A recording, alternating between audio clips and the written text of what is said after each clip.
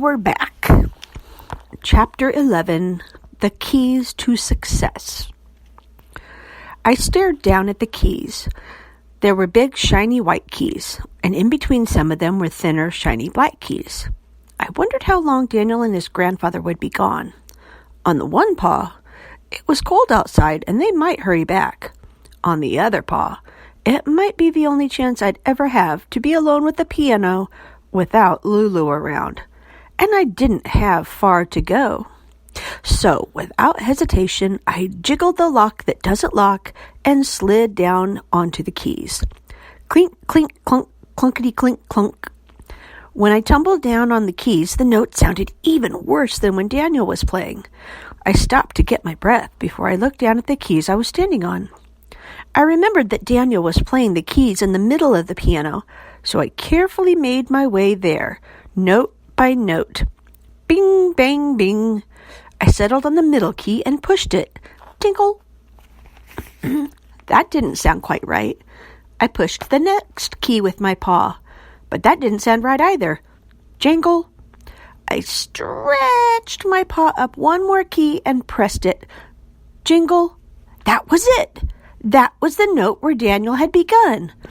At least he got that part right. I scurried up to that key to begin, and I hit that key 3 times. Jingle bells. Then I pressed it 3 more times. Jingle bells. Then the next came the tricky part. I had to stretch my paws up, skip the next key, and push the one next to that. Then I quickly turned and stretched my paws the other way and pressed the note 2 keys down from the starting point. So far, so good. I pressed the next key up and then pressed the key I started with. Jingle all the way, I squeaked. I'd hit the right notes, but it still sounded wrong. The music was too jerky. Then I remembered that Grandpa Popwell had said, "Practice makes perfect." So I played that part again and again. The more I practiced, the more it sounded like the way Mrs. Lark had played it. Of course, she played with 2 hands, but I wasn't ready to tackle that yet. I do have 4 paws to work with, but I can only stretch so far. It was a great, great, great feeling. In fact, I was having so much fun I lost track of time. So I was surprised to hear the door open and footsteps.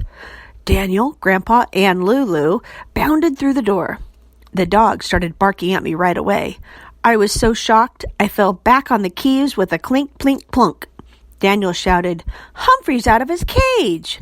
Grandpa Popwell dragged Lulu off to the den and slammed the door. "How did he get out?" the old man asked.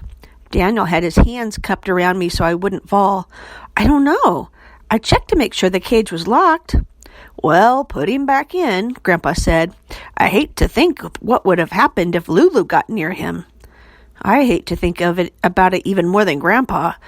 I imagine if she got near me, she'd use those sharp teeth in a highly unfriendly way. Daniel relaxed his hands a bit. "Maybe Humphrey wants to play the piano," he said with a laugh.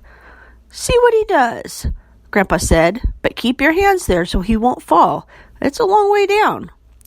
"I'll be careful," I squeaked, which made Daniel and his grandfather chuckle. I was sorry to be caught out of my cage, but at least I had the chance to show Daniel what a little practice can do. I made sure I started on the right key and played what I'd learned so far. Jingle bells, jingle all the way, the notes played. Daniel gasped. "How did he do that? He played jingle bells." "It sounded like jingle bells, but I'm sure it was a fluke," his grandfather said. "What's a fluke?" Daniel asked. "Like an accident, something that happened by chance," Grandpa Popwell replied. He thought it was an accident that a hamster could play the first part of Jingle Bells perfectly. What about practice makes perfect? To prove that it was no fluke, I played the notes again, taking great care to make sure I hit the right keys. "Wow, that really was Jingle Bells," Daniel said. "Humphrey can play the piano." Grandpa looked down at me, shaking his head. "I guess so, but nobody would believe it if we told them. In fact, maybe we should keep quiet about it so folks don't think we're crazy. But he definitely played Jingle Bells." "Play it again, Humphrey." Daniel said. So I played it again, without any mistakes. Grandpa, we should make a show with Humphrey in it, Daniel said. We could be rich if we had a piano-playing hamster, and Humphrey would be a star.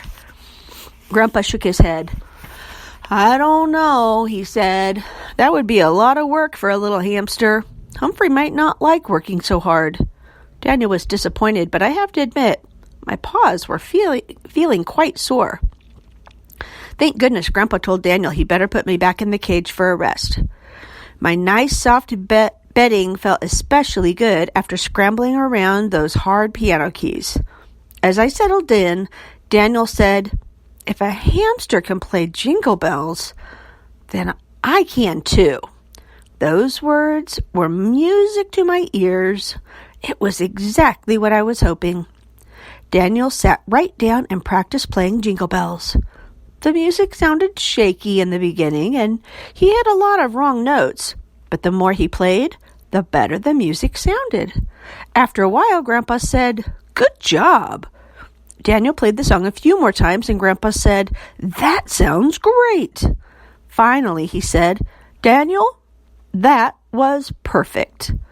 Practice makes perfect. I guess it works after all.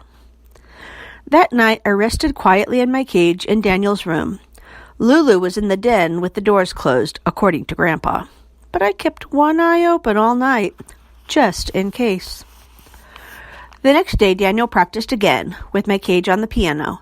He played so well, I could finally see the prancing horses and his sleigh gliding gracefully through the snow. Late that afternoon, Daniel's mom came home. "Mom, Humphrey played Jingle Bells on the piano," he said. His mom laughed. "Humphrey? The little hamster." "That's a good joke." "Well, he did," Daniel said. "Didn't he, Grandpa?" Grandpa chuckled. "Yeah, he really did." Daniel opened my cage and took me out. "I'll show you." He sat me on the keys. I stopped and thought for a second. On the one paw, I was proud to show off what I had accomplished to help Daniel. On the other paw, I know Daniel would tell everyone at school what had happened, and he said I might become famous as the world's first piano-playing hamster.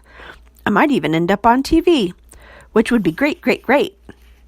But wait, if I became a famous TV star, I wouldn't live in room 26 anymore. I'd miss my friends and my job as a classroom hamster. So I made up my mind. I scurried up the keys and then back down. Bing, bang, clink, clunk, bang, bing, bang, bong. Daniel's mom laughed. "That doesn't sound like Jingle Bells to me." "Play it, Humphrey, please," Daniel begged me. I hated to disappoint Daniel, but I also wanted to stay in room 26. So I scampered up and down the keys again. Clink, clink, bong, bang, clunk. I should have known better than to leave you two together, making up stories like that, Daniel's mom said. What I want to hear is Daniel playing Jingle Bells. And he did. The third time he played it, his grandpa and mom sang along. I squeaked right with them. Later that night, while Daniel was sleeping, I heard Lulu whining outside his bedroom door. I almost felt sorry for her. After all, she might have little sharp teeth, but I doubt that a dog could ever play the piano. Poor Lulu. When I got back to room 26 on Monday morning, I had good news for Og. Daniel practiced Jingle Bells, Og, and he's lots better now, I said. Of course, no one else would find out if he was better until Mrs. Lark would arrive. As usual, when my friends came into room 26, there was a lot of talking and commotion as coats and hats were hung up and students headed for their desks. Stop Talking Sophie was telling Phoebe and Kelsey all about the tree her family put up over the weekend. Small Paul was showing Tall Paul a drawing of his plans to expand his train layout. And over in the corner, Thomas, Harry, and Simon were gathering around just Joey. I couldn't hear what they were saying, but suddenly, Joey let out a loud horse whinny.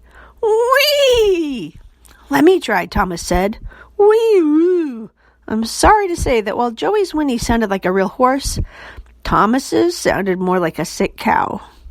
My turn, Simon shouted. He tried to whinny too. Wah! It didn't sound like a horse, more like a large dog. My turn, Harry said. Unfortunately, his whinny sounded like a cat left out on the porch. Wah! Goodness, what's going on over here with you boys? Mrs. Brisbane asked as she headed to the corner. We're whinnying like horses, Simon said. Mrs. Brisbane laughed. Your horses sound as if they're in pain. Not Joey's, Thomas said. He sounds just like a horse. Sure. He nudged Joey. Whee! Joey whinnied. He sounded just like a horse. Well, that's terrific, Mrs. Brisbane said. Can you do it again? Whee! Joey repeated. You do sound like a horse, Mrs. Brisbane said. My dad taught me to do it, Joey said. Mrs. Brisbane seemed excited. I have an idea. I'm going to tell Ms. Lark about this. The bell rang and Mrs. Brisbane took attendance. I was unsqueakably excited about what I'd heard and seen. Og, did you hear it? Did you see what happened? I asked my neighbor. Boing, boing, boing, boing, he answered. Og didn't sound anything like a horse, but he did sound like a very excited frog. Humphrey's Winter Wonderings. If Og ever played the piano, would the music make everyone happy? And that's the end for today. Next time, we will begin with Chapter 12, Keep Calm and Focus.